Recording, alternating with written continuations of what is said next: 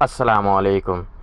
غیر ملکی media reports کے مطابق بنگلہ دیش کی انٹرنیٹ ریگولیٹر اتھارٹی نے بھارت کی شمال مشرقی ریاستوں کو بینڈوتھ کی فراہمی کے لیے ٹرانزٹ پوائنٹ کے طور پر کام کرنے کے منصوبے کو ختم کر دیا ہے۔ بنگلہ دیش کی عبوری حکومت کے ایک رکن کا کہنا تھا کہ بھارت کے ساتھ انٹرنیٹ بینڈوتھ ٹرانزٹ معاہدہ سے کوئی خاص معاشی فائدہ نہیں ہو رہا تھا، جس کی وجہ سے اس معاہدے کو ختم کر دیا گیا ہے۔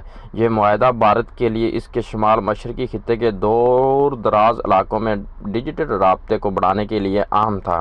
تاہم بنگلہ دیش کے اس اقدام سے بھارت کے شمال مشرقی ریاستوں میں انٹرنیٹ کی فراہمی متاثر ہونے کا خدشہ ہے اور انٹرنیٹ خدمات کی رفتار سست ہو سکتی ہے۔